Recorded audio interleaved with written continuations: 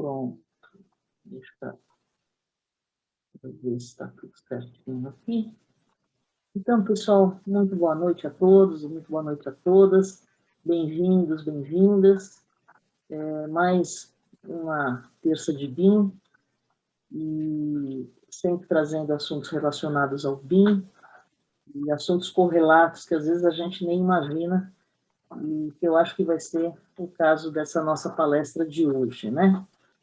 Então, só recapitulando, né? O projeto tem vida, nasceu lá em 2017, lá no Exitec, abrindo um espaço para falar sobre BIM, né? Então, num bate-papo que a gente estava tendo, eu e a arquiteta Meire Garcia, a gente abriu esse espaço na época que estava começando a pós-graduação do Exitec, de um Master Especialista, né? Depois disso, ainda no período da pós-graduação, as terças de BIM acabaram ganhando vida própria, né? Se desvincularam do Exitec, e nós ficamos em 2019, no primeiro semestre, no Instituto de Engenharia, e aí depois, no segundo semestre, no Sindicato dos Engenheiros do Estado de São Paulo, né? Aí veio a pandemia e o projeto seguiu, só que online, EAD. Em 2021, continuamos na pandemia, né? E eu acho que, independente da pandemia, esse formato é bem interessante, né? Vamos fazer algum ajuste de horário aí, e por conta de trânsito, essas coisas. E aí eu acho que a gente vai seguir mesmo no online, ao vivo, que dá a possibilidade do pessoal de todo canto estar aqui conosco, que é muito bacana e que é muito importante, né? Boa noite para o pessoal que está chegando, Viviane, Rômulo, bem-vindos, né? E hoje, pessoal, eu trago com muita alegria o nosso convidado, que é o engenheiro Gustavo Nali. Gustavo, eu conheço ele já há alguns anos. Gustavo foi meu aluno lá em Campinas, na época da graduação, e tem uma trajetória muito legal, muito interessante.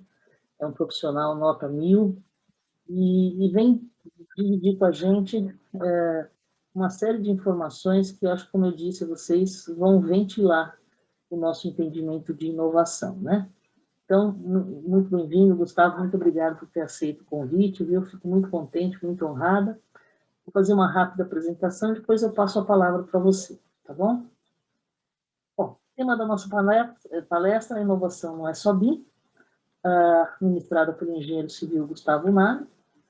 Gustavo é bacharel em Engenharia Civil pela Motrucamp, pós-graduado em Gestão de Projetos pela USP, está cursando Inovação e Empreendedorismo no Programa de Formação Profissional da University of Maryland, possui 10 anos de experiência no setor da construção e a sua jornada BIM teve início ainda durante a faculdade.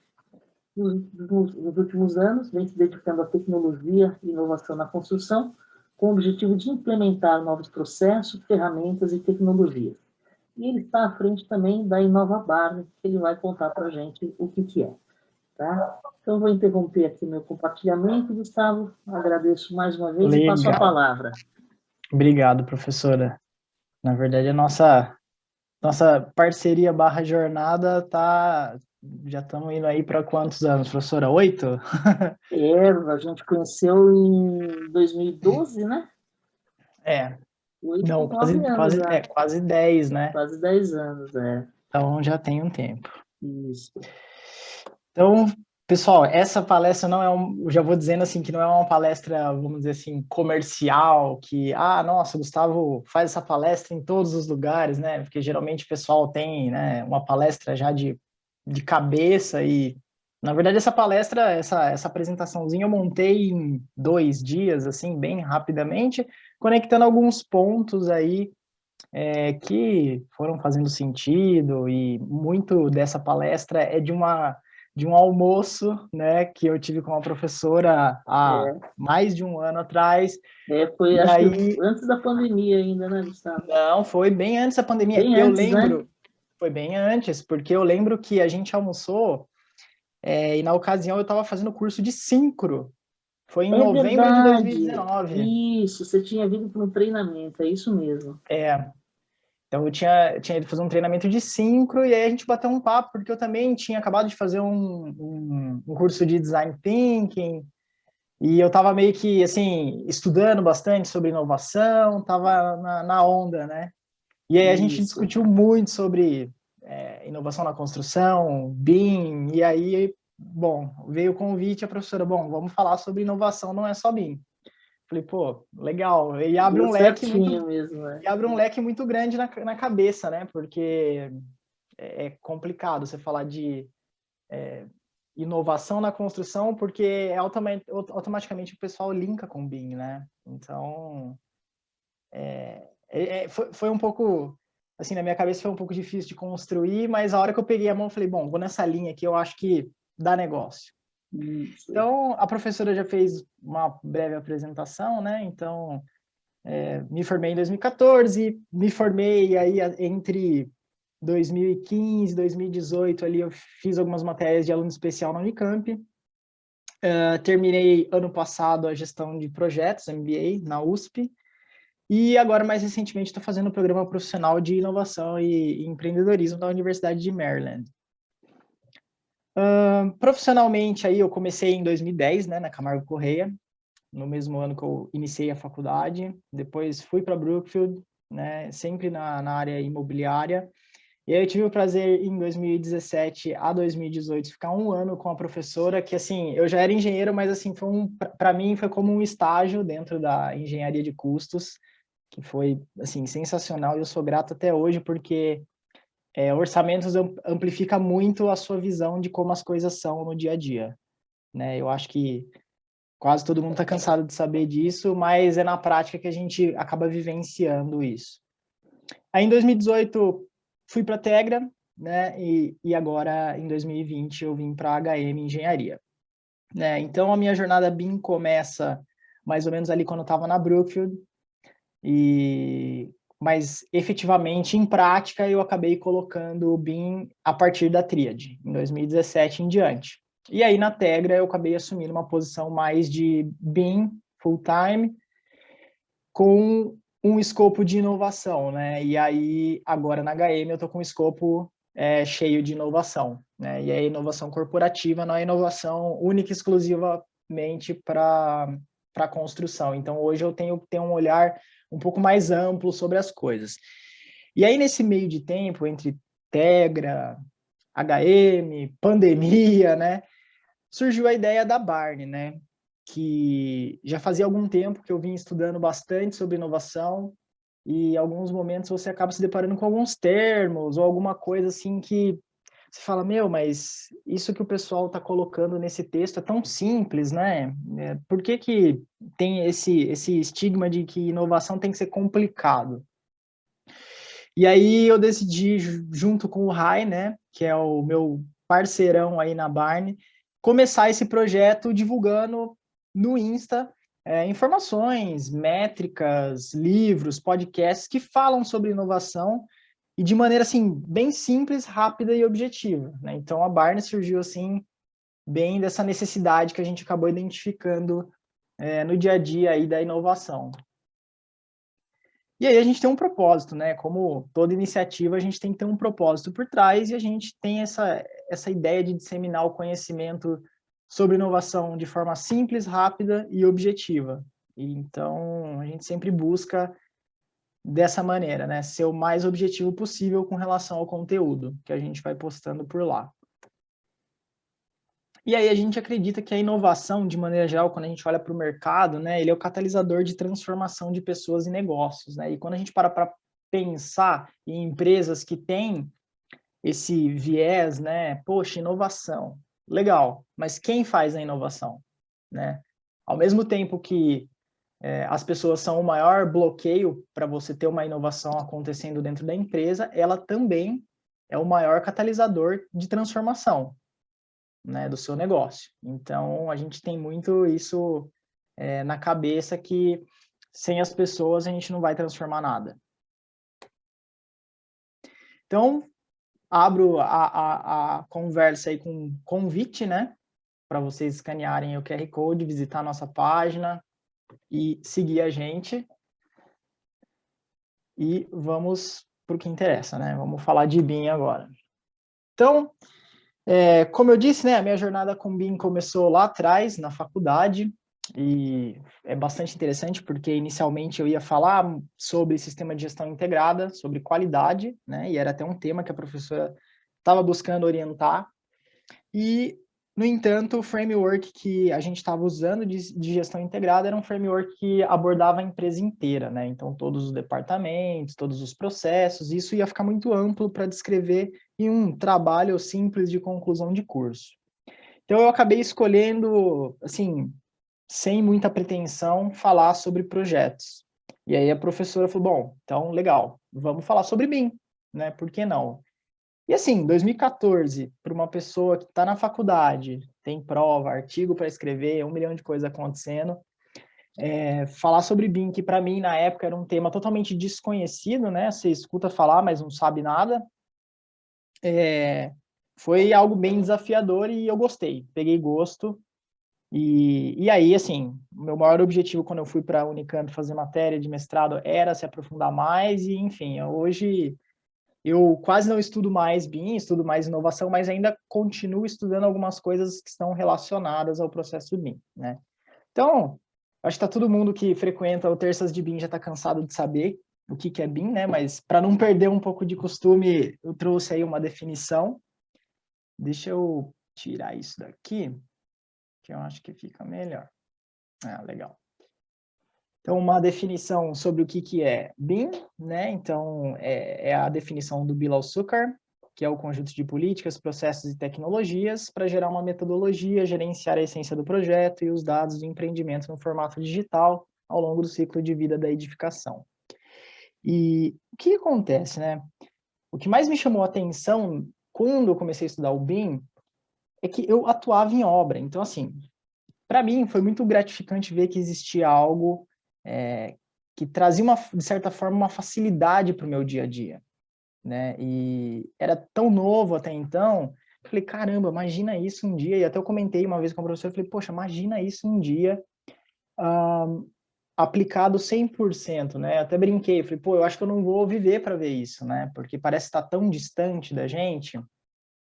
E hoje você vê empresas aí, quando eu atuei em uma empresa que a gente estava até chegando no nível de manutenção, né, assistência técnica, com muito esforço. Então, a gente vê que é possível, mas depende de pessoas, né? As pessoas precisam estar afim para fazer isso acontecer, né? Então, essa questão da informação do BIM me chamou muita atenção no momento, por eu estar na obra e, assim, eu fazia levantamento quantitativo na mão, acho que a maioria do pessoal sabe o que é isso, e é um terror. E quando você vê algo que sai, entre aspas, né, professora, automático, né, mas traz essa facilidade de alguma maneira, você fala, caramba, existe um valor, né, existe uma vantagem. Apesar de todos os custos, existe uma vantagem nisso, né? Então, isso agrega bastante no processo.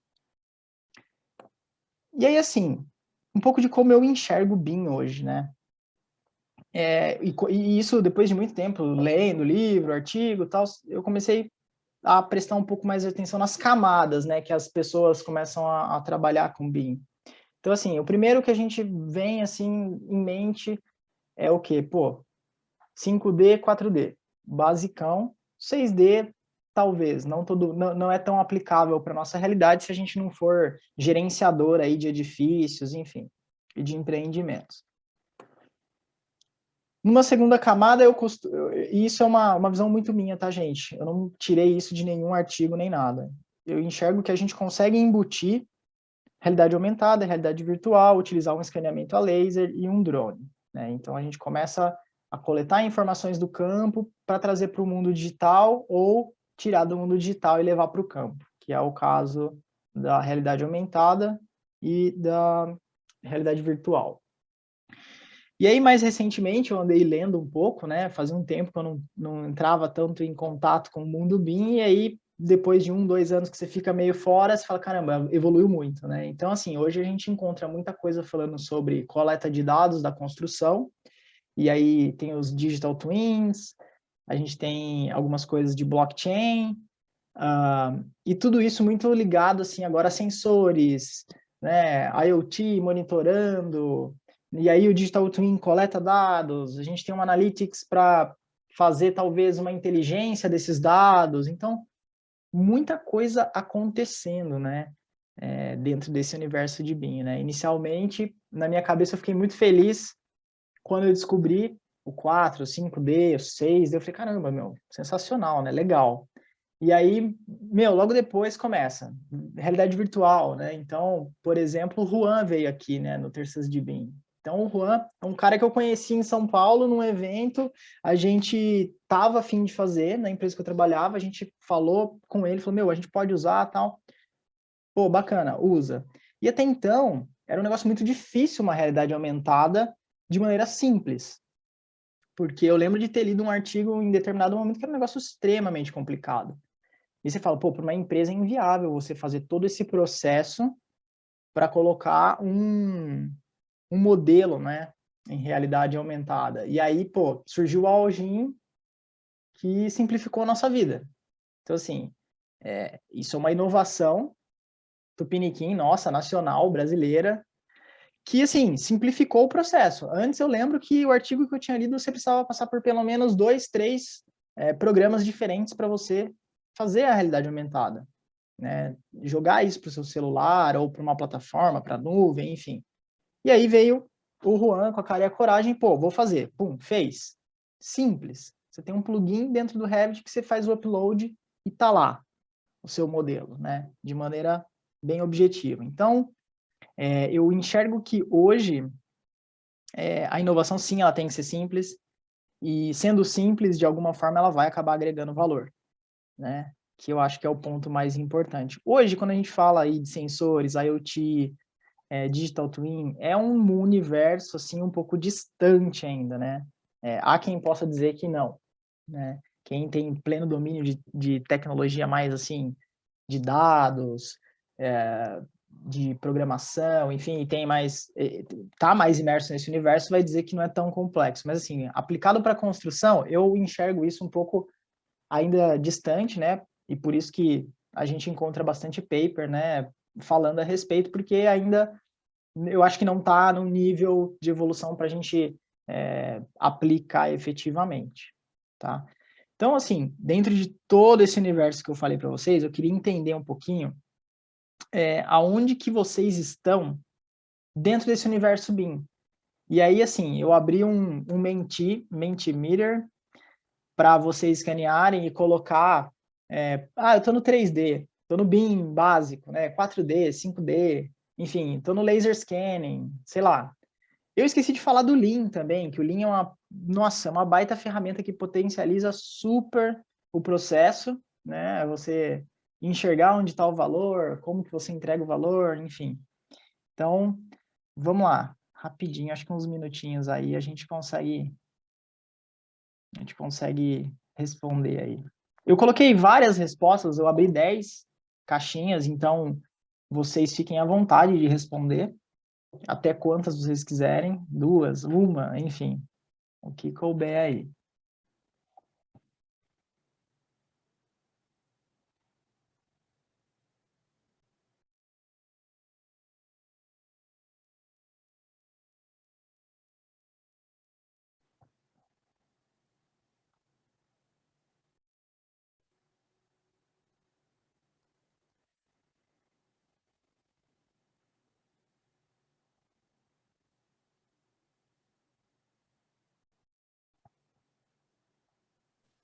Gostei disso aqui, muito bonitinho. Quero aprender.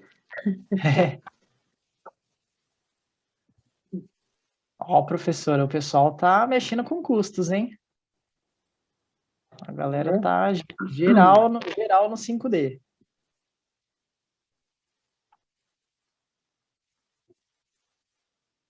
Bom, vamos lá, gente. A Maria Eduarda está respondendo aqui ao vivo, ó. Está sem leitor de QR Code no celular. Ah, tá. Não tem problema. Por aqui, Está no 3D. Estão no 3D, entendendo melhor cada um. Ah, legal. tour virtual, realidade aumentada. Então, assim, olha que interessante, né? Algum tempo atrás, e até dou todo o mérito aí pro Auge, pro Algin, né? Pro Juan lá, pra galera dele, pra turma dele, porque, assim, até então, essa resposta da realidade virtual talvez não aconteceria, né? Porque era muito complexo, ou você teria que pagar um estúdio que custa uma fortuna, porque eu já cheguei a fazer uma cotação nesse sentido e custa bem caro. Então, assim, inovação é isso, trazer um negócio simples pro negócio, né? Isso é uma inovação que está diretamente atrelada ao universo BIM, né? Então, vamos seguir para cá, né? Então, assim, aí fica sempre a dúvida, né? Poxa, o que é inovação? Né? E isso aconteceu comigo muito no começo, porque parece muito melhoria contínua, né? A gente geralmente fica, poxa, é melhoria contínua a inovação. E assim, no fundo, tem um quê de melhoria contínua, tem um quê de tecnologia, mas tem algumas coisas que são um pouco mais que isso. E aí, novamente, eu vou perguntar para vocês. Para vocês, no conceito, na cabeça de vocês, do que vocês vêm lendo e acompanhando, o que é inovação? Né? O que é inovação para vocês? Só para a gente fechar. Prometo que é o último QR Code, tá, gente? Não vai ter mais. Já é o terceiro. A Guadalupe tá dando risada, porque, de fato, ó, vou parar.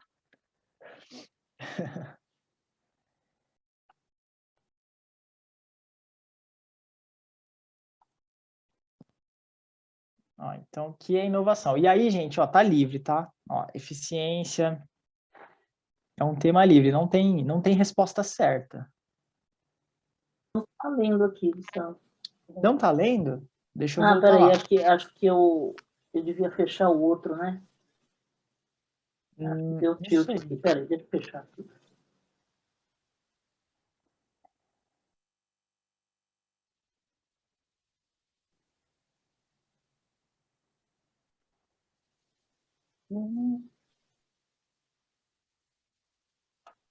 Deu um tilt aqui no meu. Ué. Foi? Ah lá. Não, Novo no... Não não, foi? vou fazer que nem a Maria Eduarda. Vou botar. Tá bom, beleza.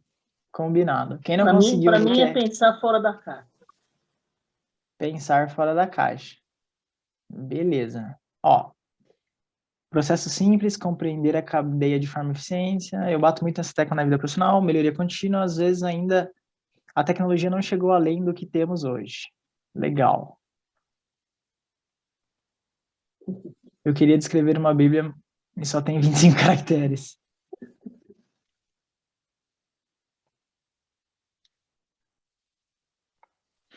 Ó, eficiência, troca de ideias, cooperação, interseccionalidade.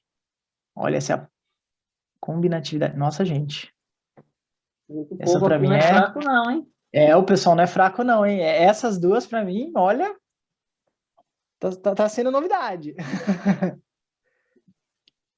Vamos dar mais um tempinho. Vou tentar de novo. Ah, conforme, gostei disso aqui. Quer que eu volte no QR Code, professora? Não, ele está aqui no QR Code na minha tela. Ah, tá aí? Aqui. Tá, legal. Não Oi? não teve. Deu algum Não tilt foi? aqui. Não, mas fica tranquilo, fica tranquilo. Ó, fazer de forma diferente. Troca de ideias. Beleza. Agora vamos fazer um paralelo aqui no slide. Né? E quando a gente fala de inovação, e aí eu sou muito, quando a gente fala de definição, eu sou bem xarope com isso, né? Eu gosto de trazer definições de livro, né? De biografia, bibliografias, enfim. Então, a inovação é a criação de uma oferta nova e viável para um mercado, setor ou empresa. Então, isso quer dizer que você pode, vamos usar o termo importar, né? Você pode, por exemplo, enxergar um processo ou um modelo de negócios, de repente, do setor automobilístico, e ele tem um encaixe com o nosso mercado de construção, né? Com os ajustes ou outros ali, mas a gente consegue encaixar ele no nosso universo. E você traz esse conceito para dentro do nosso universo. Isso é uma inovação. Se sua empresa nunca nunca usou um modelo de negócios nesse sentido, é uma inovação.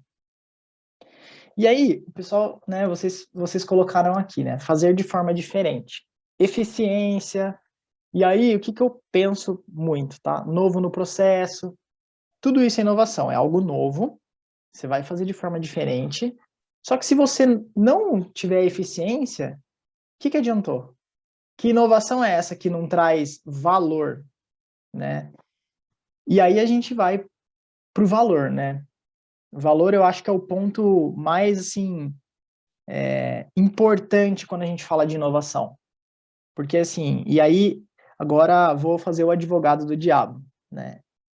Você tem lá o seu escritório de projetos, né? Ou sua empresa de orçamentos.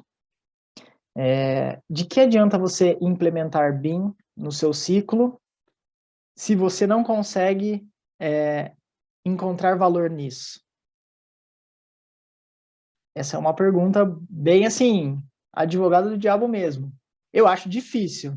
Eu acho difícil. E isso fez uma conexão, olha, foi uma conexão que fez muito sentido, porque ontem eu tive uma reunião e aí o pessoal falou assim, mas nós não temos orçamento, nós não temos máquina, nós não temos isso, nós não temos aquilo. Eu falei, olha, vamos deixar os nãos de lado e vamos olhar para o valor? Não, porque o cara no CAD, ele abre o CAD em 15 minutos, ele altera a parede e está tudo certo. Tá, mas os detalhamentos? Né? O BIM é caro? É caro. Você consegue provar valor se você não mede? E a gente tem esse histórico de não medir mesmo nada, né? É fantástico, né? A gente tem um problema de obra, a gente resolve, mas a gente não sabe quanto custa o erro, né? E aí, por essas e outras, a gente não consegue medir o ROI de quase nada do que a gente põe de tecnologia no processo. Mas, se não entrega valor, não faz sentido, né? Se não entrega valor, não faz sentido. Pode custar super caro, que é o caso do BIM. Pô, você tem que trocar computador, você tem que comprar licenças, se a sua empresa é muito grande, custa uma grana, né? Às vezes a sua margem do projeto você não consegue muito bem, você precisa de uns 3, 4 projetos para conseguir diluir ali o custo disso.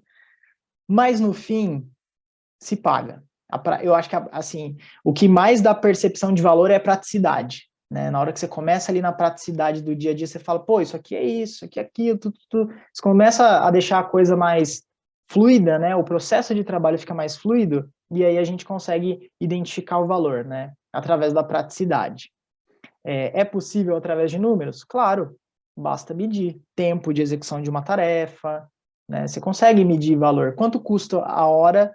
A hora de 5 projetos aí, quando você está orçando em BIM, bem mais rápido e você economiza uma grana em relação ao 2D. Você tem que levantar parede por parede, um por um, você não pode se perder, se você se perder, você vai levantar 2 vezes a mesma parede. E isso é uma praticidade que, de repente, o BIM consegue te entregar. Mas olha, tudo bem, se não entrega valor para você, sem problemas, né? E aí eu volto, inovação é entregar valor. E se você não pratica BIM na sua empresa, o BIM sim é uma inovação. Se você já pratica, tem outras coisas que eu mostrei anteriormente ali que podem ser uma inovação no seu processo, né? Então, é muito nesse sentido, inovação é entregar valor. E assim como a gente fala lá no Lean, né? O Lean é o quê? Para você reduzir desperdícios, né? Identificar o que é valor na cadeia e, se possível, criar mais valor para o produto, criar mais valor para o processo, né? Então, é muito parecido ali, vamos dizer assim, com a proposta do Lean, né? Não estou dizendo que a inovação vai entrar na sua empresa e vai mandar todo mundo embora, que faz trabalho manual, vamos colocar máquina e tá tudo certo. Não, não é isso. Eu acho que a inovação ainda nesse sentido, ela abre espaço, ela tira trabalhos manuais, ela abre espaço para o pessoal pensar em coisas que tragam mais potencial para a empresa, né? Eu enxergo muito nesse sentido. A galera tem muito medo quando fala de inovação e tecnologia, porque o pessoal pensa muito em perder o emprego. E, na verdade, não é isso. Ele abre um leque de opções para você ser mais eficiente ali no seu dia a dia, nas suas tarefas. Então, pensar em outras coisas, em novidades aí, que você consiga agregar ao processo, né? E, claro, automatizar de repente. E aí, uma outra forma, que eu até já falei, né, da definição, a definição ela é de um livro que chama Os 10 Tipos de Inovação, né? E esse 10 tipos de inovação, ele traz bem categórico quais são os tipos de inovação e aonde a gente pode inovar. Então, assim, hoje a gente olha para o BIM, pode ser uma inovação, bem como também não pode ser uma inovação. Mas existem 10 tipos que você pode falar sobre inovação. Então, assim, como que você faz dinheiro, né? Modelo de lucro. Conexão, rede, poxa, você trabalha em conjunto com alguém, você está fazendo um trabalho em parceria com alguém, isso é uma inovação, se você nunca fez isso antes, né? E você toma um risco, de repente a pessoa não é tão ponta firme assim, né? Uma estrutura organizacional, você tem uma estrutura diferente, né? A gente escuta muito falar em palestra no modelo Spotify, né? Como que é o modelo Spotify, né? Eles têm lá guilda, não sei o quê, tananã, e todo mundo as posições são cross, assim, no projeto. Então, existem reuniões que todos os desenvolvedores de cada projeto, eles se falam uma vez por semana. Então, isso é uma estrutura organizacional totalmente inovadora, totalmente diferente. A gente não tem isso na construção, né? O que a gente tem, geralmente, na construção é o presidente, os diretores executivos, os gerentes, né? E aí vem permeando a empresa, que é o tradicional. Mas se alguém toma a decisão de mudar a estrutura organizacional para algo que seja mais fluido, que a informação corra mais rápido, é uma vantagem competitiva para você, né? Um processo, né? Atividades e operações que produzem os principais produtos. Então, a gente tem processo interno de organização nosso, a gente tem os processos, no caso, se for para projeto, né? Para produzir o projeto ou para gerenciar o projeto. Então, a gente consegue aqui nessa configuração falar que aqui a gente está dentro da empresa, tá? Então, aqui a gente está dentro da empresa. E quando a gente vai para a oferta, a gente tem o desempenho do produto. O que é o desempenho do produto? Qual é o valor atribuído, né? A qualidade do seu produto. Você é reconhecido pela qualidade da sua entrega? Ou não? Você é reconhecido só por, putz, o cara tem um preço mais baixo, né? Isso é um ponto de inovação. Você tem que ser reconhecido pelo desempenho do seu produto. Por exemplo, vou dar um exemplo que o pessoal é meio contra, né? Mas, por exemplo, a Apple. A Apple é caro, mas vocês já observaram a qualidade do produto? Existe uma diferença, né? Existe uma qualidade no produto. E aí, a gente tem um segundo passo na oferta, que é o sistema de produto, que é quando você associa ou agrupa produtos e serviços a fim de criar um produto e serviço complementar. Então, isso aqui é o quê? Você comprou um computador, né? Você tem 1 ano de garantia. O segundo ano de garantia é uma extensão, você paga por isso. Esse é o produto, é o sistema de produto, é o produto complementar à sua oferta inicial, né? Sua oferta inicial é um computador XYZ, com 1 ano de garantia. Mas se você quiser, eu faço para você 3, 4 anos de garantia se você pagar um Plus. E aí é um pacotinho a mais, né? Então, trazendo para a realidade, na construção, eu vendi um apartamento, né? Você tem 5 anos de garantia. Mas são 5 anos de garantia sobre alguns sistemas, e se você modificar, você já não tem mais. Só que assim, tudo isso depende se o proprietário der manutenção no sistema. Se ele não der manutenção, ele perde a garantia também. Então, assim, tem uma série de coisas. Então, qual que é a oportunidade que a gente vê nisso? Poxa, por que não a própria construtora que construiu ofertar um produto de manutenção dos sistemas construtivos do apartamento que ela recém vendeu pelos próximos 5 anos? É uma oportunidade, ninguém faz, né? Isso ninguém faz. Não sei por quais razões ou circunstâncias, mas ninguém faz. Deve ter um motivo. E aí a gente vai para a experiência. Então, assim, na experiência a gente está falando perto já do cliente. Então, se a gente observar, a gente vem da esquerda para a direita, de dentro da empresa, passando pela oferta e chegando próximo do cliente. Então, quando a gente chega no cliente, a gente tem o serviço, né? Então, que garante e aumentam a utilidade do desempenho e o valor aparente de um produto. A gente tem o canal, né? O canal é a forma como que você se conecta com o seu cliente. Então, como que acontece essa abordagem? Vem por e-mail, vem por indicação, vem pelo seu Insta, vem pela sua homepage lá, pelo seu site, né, pelo seu portfólio, por onde vem? Você tem que saber isso, né? Você é reconhecido pela sua marca, né? A marca eu não diria que é o mais importante, mas quando a gente fala de uma empresa grande, por exemplo, se a gente fala de uma Coca-Cola, na hora vem na cabeça a marca, né? Não vem o canal que ela vende, que você vai lá no mercado, compra, não, é a marca. McDonald's, são marcas muito fortes. E aí a gente tem mais no extremo aqui, que é o envolvimento do cliente, que esse já para o universo assim, mais de construtor é um pouco complicado, né? Principalmente quando a gente fala de construir muitas unidades, você não consegue ter o envolvimento do cliente. Agora, quando a gente fala, estou projetando a casa de uma pessoa, então você vai ter total envolvimento do cliente, né? Você vai ter total envolvimento do cliente. Que aí é basicamente isso, né? Interpretar as aspirações dos clientes e a utilização das constatações decorrentes para desenvolver conexões significativas. Isso aí nada mais é do que a empatia, né? Se colocar no lugar do cara, fazer essa conexão, entender o que de fato o cara precisa, né? O que de fato o cara quer. Isso vale muito assim para o arquiteto que vai desenvolver ali o arquitetônico de uma casa, por exemplo, né? Ou para um produto do mercado imobiliário, que aí em larga escala, né? O cliente é a construtora e ele precisa entender o que a construtora quer transparecer nesse projeto, né? Depende, cada projeto é um projeto, então tem que ter essa apropriação, essa conexão com a necessidade do cliente. Beleza, gente? Tudo certo? Alguém quer falar alguma coisa? Alguma dúvida? Sim, professora. Eu estava fazendo enquanto você falava, aqui você tem quase uma linha de organização interna para fazer uma migração para o BIM, por exemplo, e todo um processo de convencimento, né? Para você ofertar isso aí para o teu cliente potencial, com ou certeza. falar para ele por que o teu produto vai ter um diferencial agora. Ele com tem certeza. Um valor agregado agora. Dá para fazer esse paralelo, Gustavo?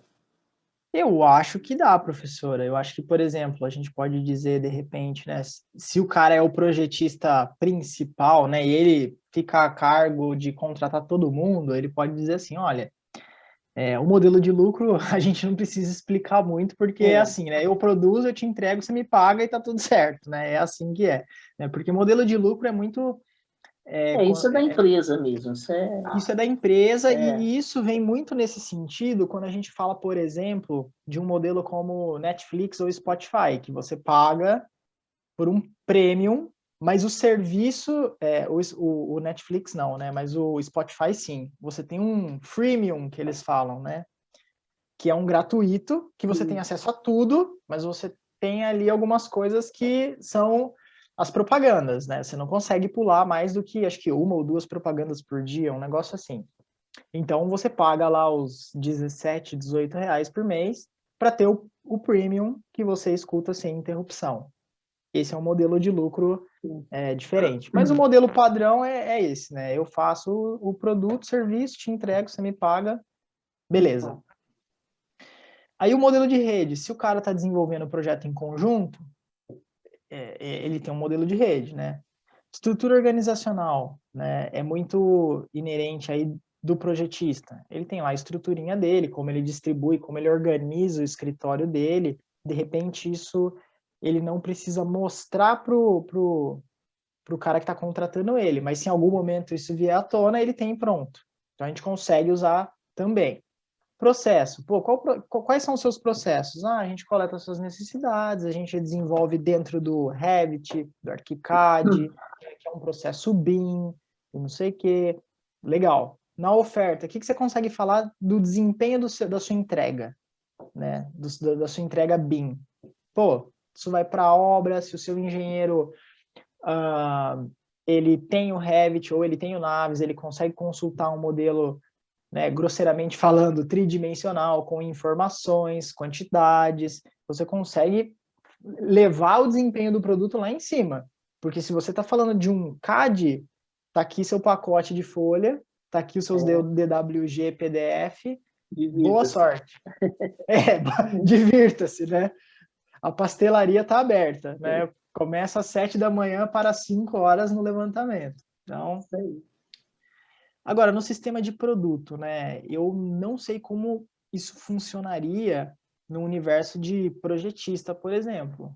Né? Qual produto ou serviço a gente pode oferecer complementar à entrega principal? Alguém tem alguma sugestão? Eu não tenho. Eu acho que é o próprio conceito do BIM, quer dizer, o tanto de informação que esse cara vai ter acesso, se tudo correr como deve correr, sim, obviamente, né? Pensando no mundo ideal ali de BIM. Mas eu acho que ele pode ter esse sistema de produto, o próprio valor agregado que ele está entregando, né? O entendimento de projeto, a questão da qualidade que esse projeto passa a ter por conta da compatibilização, talvez, né? Quer dizer, eu acho que é um universo de entendimento que passou a orbitar no entorno dessa entrega. Uhum. A própria realidade aumentada. Isso é um produto diferente, que o cara você pode fazer, como disse o Juan, amanhã você vai poder fazer uma reunião com os teus clientes dentro da obra. Sim. Não, e já tem gente que faz isso, né? Isso. Com o próprio Algin. Então, esse é um sistema de produto, você pode ofertar. Você fala, olha, se você quiser, eu posso exportar para você zero custo, até porque o Algin é zero custo, então a gente não pode cobrar. Né? E às vezes o cara não tem. Isso acaba sendo um diferencial. Exato. Né? Para gente que já conhece, ainda assim é incrível, né? Mas para um cara que está chegando agora, que está tendo essa experiência, né, desse passo que ele vai dar numa contratação, você chegar numa reunião e botar um modelinho em cima da mesa, surpreende, né? Surpreende, com certeza. Com certeza. Olha, eu já ouvi relatos do Algin mesmo, de pessoas que usaram em reunião com o arquiteto, e aí o comentário é o seguinte, nossa, parecia o pessoal da caverna quando descobriu a roda, a hora que viu o Algin, falou, meu Deus! Então, assim, é um plus que você consegue entregar. Né? É um plus que você consegue entregar ali, com certeza, né? Existem outras coisas que a gente pode atrelar também, depende muito também, né, professora, da forma que foi combinada a entrega. Não, sem dúvida, sem dúvida. Vezes a pessoa pode... se tudo der certo. Se o combinado da entrega não for entregar as planilhas, né, fica a critério, sei lá, do engenheiro da obra lá, sei lá, extrair as planilhas, os quantitativos ali do modelo, enfim. Beleza, o seu plus pode ser esse quantitativo, né? Então, depende muito da visão de como é dividido o escopo ali do serviço, da entrega. Do contrato que foi firmado, né? Oferecimento de trabalho. Né? Isso. E aí, em serviço, eu acho que quando a gente trabalha muito com serviço, né? Então, quando a gente fala de produto, meio serviço, assim, para nossa entrega, é mais serviço do que produto. Então, vamos ler, assim, o desempenho do produto ali e fazer um mix com o serviço, né? A gente consegue dizer que, assim, a gente precisa entregar um negócio de valor, com qualidade, mas que a gente consiga aí dar essa utilidade, né? Entregar o valor aparente para o cara. Então, é quase a mesma coisa. O desempenho do produto e o serviço aí a gente pode dizer nesse sentido que é quase a mesma coisa para o nosso universo, né? Se a gente está falando, por exemplo, de uma Gillette, né, de um Presto Barba, sei lá, né, no universo masculino, são coisas diferentes, né? São coisas diferentes. O desempenho do produto é que é um bom produto, né? Qual seria o serviço? Poxa, se eles mandassem mensalmente, igual nos Estados Unidos, né? Nos Estados Unidos existe um exemplo desse que é o Dollar Shave Club, que você paga uma taxa por mês e todo mês você tem novas giletes lá desse clube que eles mandam para você. Então, assim, é um produto por Sistema de assinatura. assinatura, quase. Exato, um sistema de assinatura. E o sistema de assinatura nada mais é que um modelo de negócio. É um modelo de lucro, diferente também, né? Hoje, eu lembro que quando eu ia muito para o Rio de Janeiro, até 2019 eu ia muito para o Rio de Janeiro, e o pessoal do escritório falava que tinha assinatura de cesta de legumes, de Sim, frutas, sim, legumes. a minha feira é por assinatura. Então, o modelo de negócio um modelo de assinatura, né? Então, é muito nesse sentido. E aí você conecta, olha, é um desempenho, e olha como são as conexões, né? Como que funciona esse sistema. Você tem um modelo de lucro diferente, você tem um desempenho de produto legal, você tem um serviço que é a entrega na sua porta de casa, certo? E o sistema de produto, basicamente, é essa praticidade. Você recebe em casa, você não sai nem de casa, né? Por consequência, a marca esse Dollar Shave Club nem é tão conhecido assim aqui no Brasil, mas por consequência você acaba fazendo a sua marca por tabela. Então você tem aí por baixo quatro formas de inovar aí bem bacana, né? E quando eu conheci esse Dollar Shave Club, foi a primeira vez que eu vi algo assim em forma de assinatura, né? Bem diferente do que a gente está acostumado a ver. Agora voltando para o nosso universo Mundo BIM, né? Obrigada. Canal. Oi?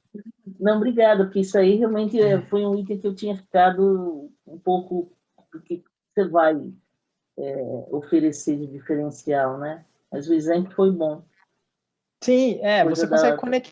conectando os pontos. Então, por exemplo, o canal, né? Poxa, como que a gente conecta com os clientes? Como que é feita essa conexão? Né? É por indicação, na grande maioria das vezes? Ou é pelo nosso portfólio, pelo nosso site? Por onde vem o cliente, né? E eu acho que no nosso universo a maioria é por indicação, né? Um amigo de amigo. Invariavelmente, e aí a dica que eu deixo é o seguinte, né? Network, né? Se o nosso canal é indicação, o que a gente tem que fazer de melhor é o network.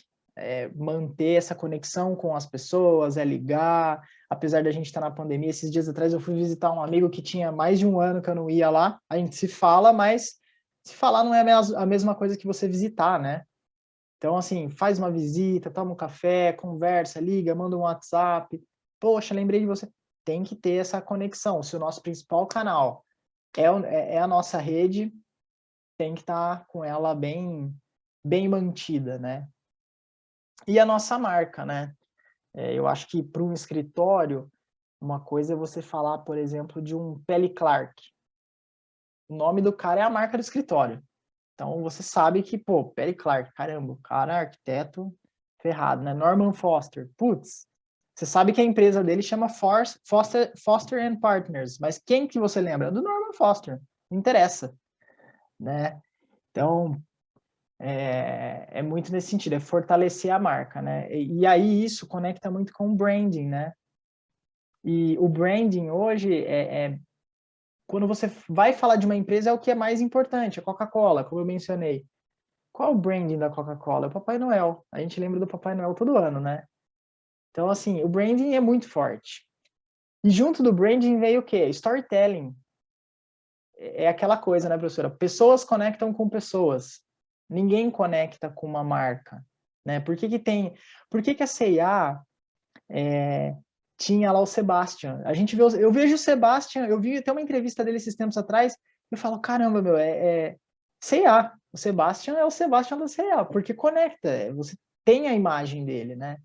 Então, aquele menino que fazia o comercial, aquele senhor, não, menino não, né? Aquele senhor que fazia do Bombril, era O do Bombril, né? Bombril, Poxa, os dois ele da fez. Brastemp, não é Exato, assim então uma assim, Brastemp, né? não é assim uma Vocês Brastemp. são muito jovens, mas Você associa os caras, né? E a Exatamente. Então, marca, assim, né? associa a marca. Então, isso é muito assim, forte para o cliente, né? Por que que o cara, sei lá, ele compra novamente, né, um Apple? Putz, o cara linka com quem? Com o Steve Jobs. Cara que, o cara fazia apresentação de camiseta preta, calça jeans e um tênis branco. Quem faz a apresentação? Você olha uma apresentação, por exemplo, da Microsoft, o cara tá de terno, gravata, é um outro universo, né? Então, assim, você conecta com a pessoa, né? Hoje, por exemplo, Apple é quem? É o Tim Cook, né? O cara dá uma declaração lá, a ação sobe não sei quanto, desce não sei quanto. Exemplo, o Elon Musk, né? Falou de Bitcoin lá, o negócio disparou. Então, assim, é muito a imagem da pessoa. E assim, invariavelmente, quando a gente fala de Tesla, SpaceX, é Elon Musk. A gente conecta. Então, começa a prestar atenção nisso. Se você, de repente, posicionar, sim, a sua marca, mas se posiciona como dono da marca. Se põe à frente disso. As pessoas conectam muito mais com você, com certeza. E no caso do projeto, né, o envolvimento do cliente é quase total, né, quando a gente fala de projeto. Projeto, ou até mesmo na construção, né, dependendo do que quem é o cliente, a pessoa está ali direto. Né? Se a gente está falando de um cliente, agora se a gente está falando de um prédio, para você coletar a essência de todos os 400 clientes é bem difícil, mas o principal cliente seria a incorporadora, que é quem está transmitindo isso para frente, né? Então, é bem nesse sentido. Alguém quer colocar mais alguma coisa? Vamos ampliar o fórum aí, gente. O pessoal está bem tímido. É muito interessante, viu? Isso é bem bacana. Isso é bem legal. Esse ponto é um ponto que eu acho que dá o que falar, assim. Não, ele dá, você pode desenvolver um monte de coisa a partir daí, né? Sim, inclusive, agora falando sobre o autor desse livro, né? O Larry Keeley, ele era dono de uma empresa que chamava Doblin. E aí é um pouco de história, né? Que foi comprada pela Deloitte. E nos próximos dias, não sei se vocês conhecem a Gláucia, ela é partner da Deloitte, ela trabalhava Sim. na Andrade, e ela vai ter tipo um webinar com o Larry Keeley, falando sobre inovação. Então fica a dica. Eu não tenho o link, eu vi hoje no LinkedIn, até preciso me inscrever também, mas vai ser um negócio que com certeza vai ser bem bacana. Então, dica. Super dica, hein? Hashtag fica a dica. Super, super dica para os próximos dias.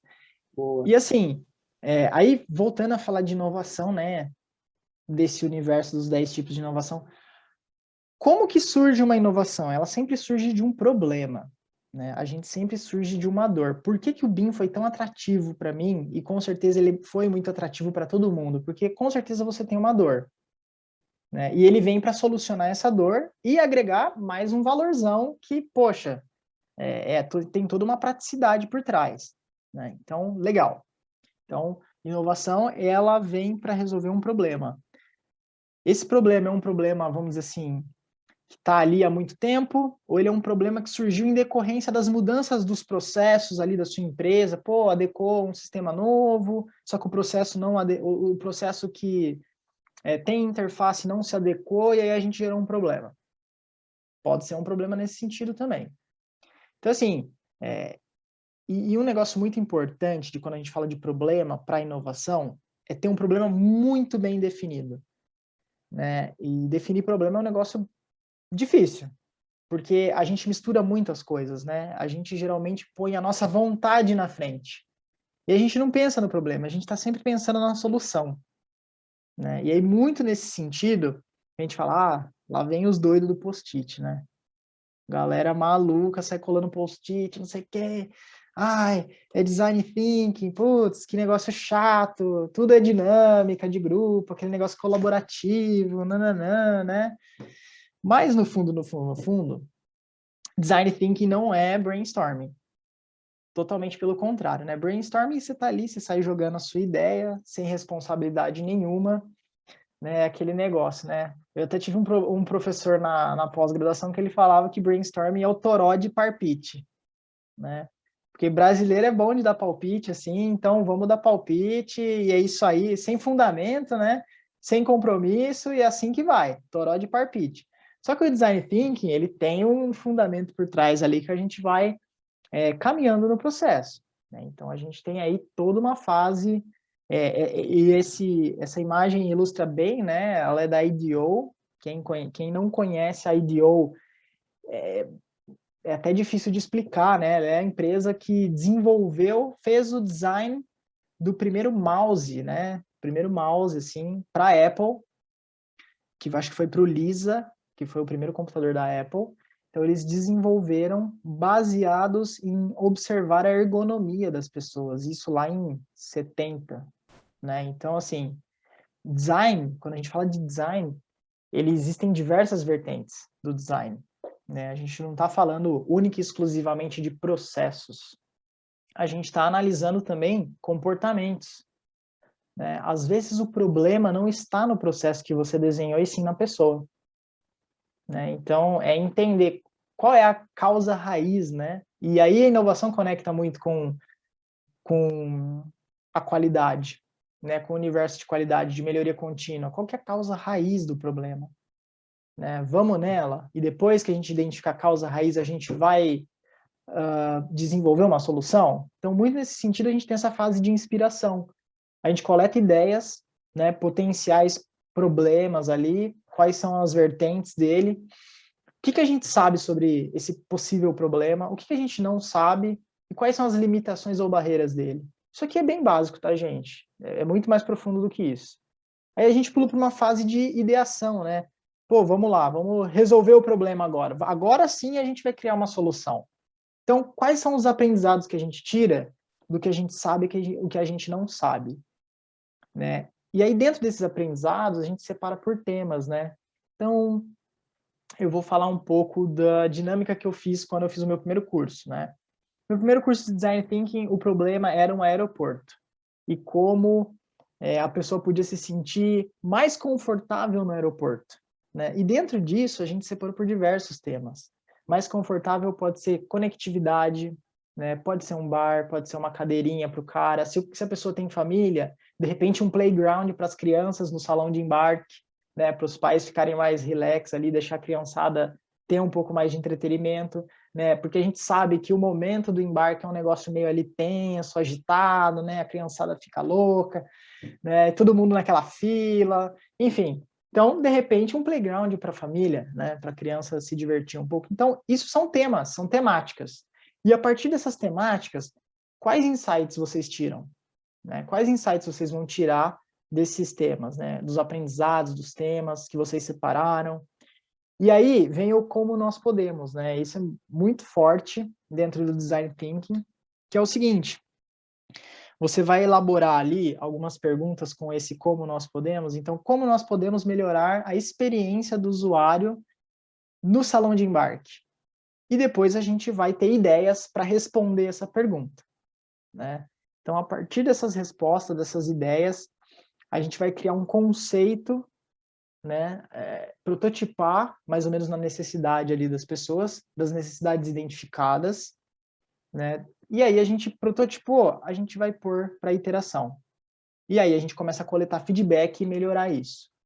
Esse processo do design thinking, com um olhar bem para problemas mesmo, depois a gente entra num fluxo aí até meio que de Lean Startup. Se a gente está falando de um problema que vai virar um produto serviço, ou a resolução de um problema da empresa, né? A gente entra num fluxo de Lean Startup. Então aí a gente tem o desafio, né? O desafio é o problema que a gente tem, né? A gente observa as pessoas. Como que as pessoas se comportam? Lembra que eu falei que às vezes o problema não é o processo e é a pessoa? A gente cria insights. A gente enquadra as oportunidades. A gente faz um brainstorm ali, mas não é descoordenado, tá, gente? É um negócio bem organizado. E aí a gente prototipou, testa o experimento. E a partir disso a gente constrói, mede e aprende. Entra no ciclo do Lean Startup. Vocês conhecem o Lean Startup? Não? Sim, não? Levantem a mão. Não conhecem. Ah, beleza. Então Mais vamos perto falar disso que eu conheço é PDCA. que é quase a mesma coisa.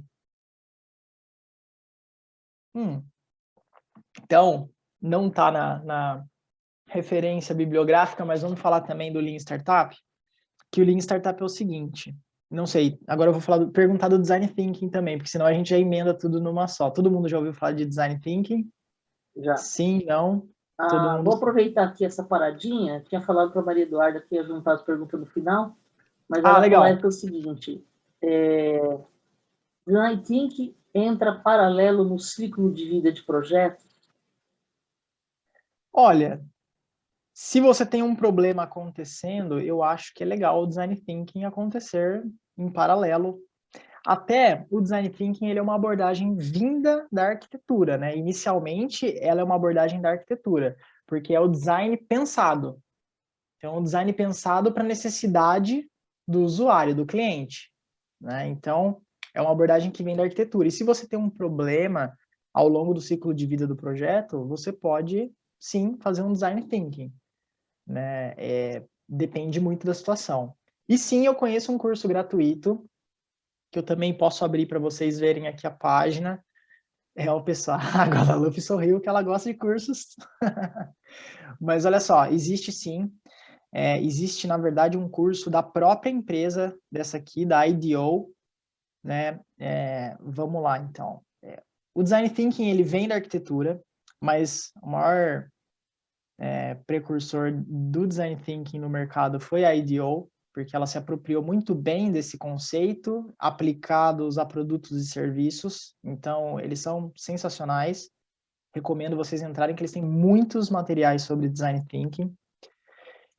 Inclusive, o curso gratuito que tem deles é um curso que se chama Design Centrado no Humano, né? E aí eu abro também a página da Eikumen.org, que é a instituição.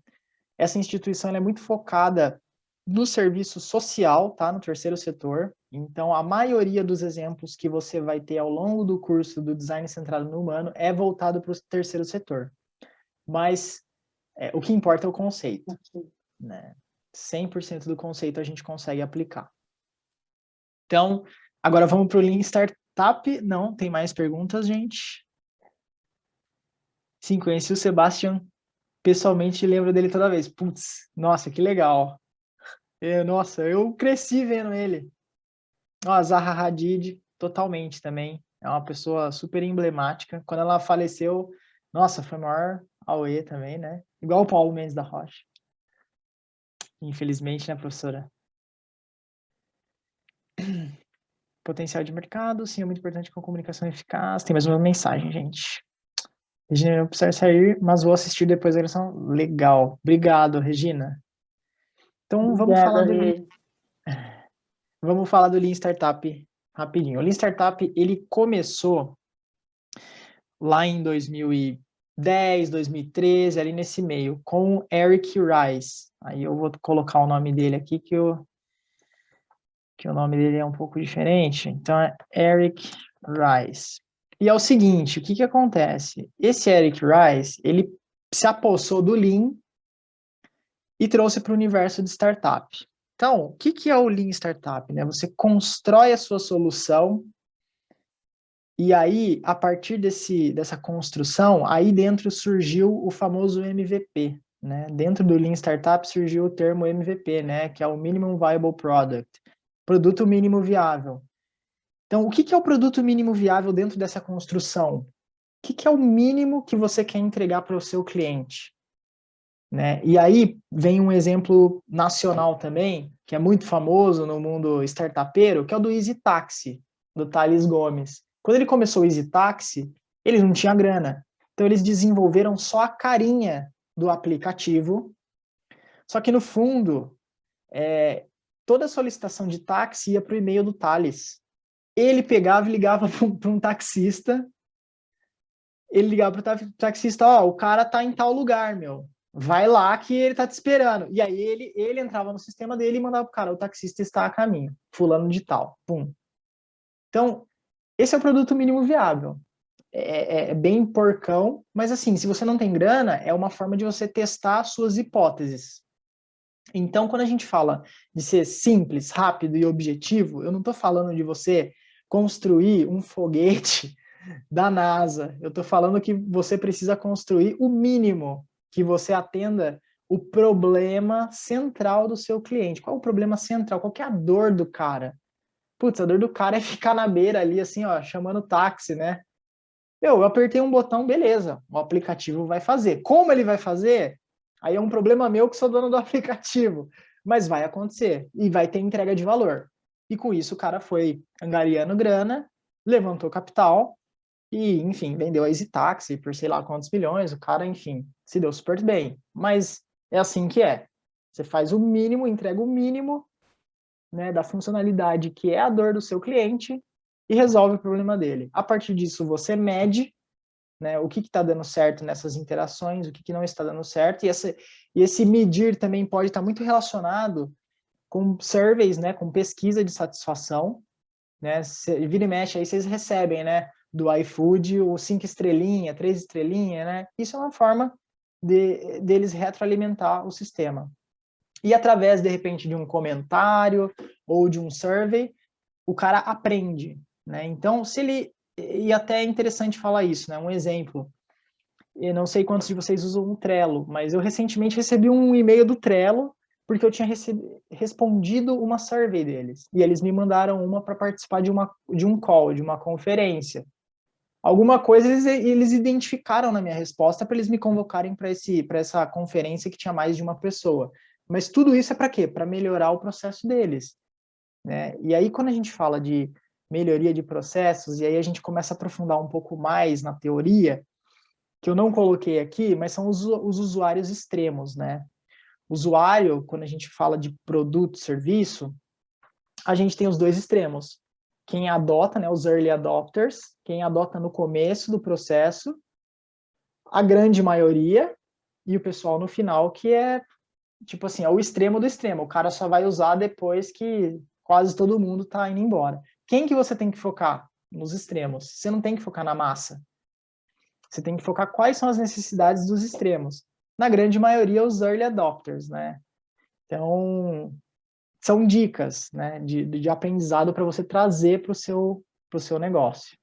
Então, são as pessoas menos prováveis de usar e as pessoas mais prováveis. E aí a massa vamos dizer assim, nesse universo de aprender é quase desprezível, vamos dizer assim, a informação que vem dali, entendeu? No ciclo de crescimento. Então, é esse ciclo.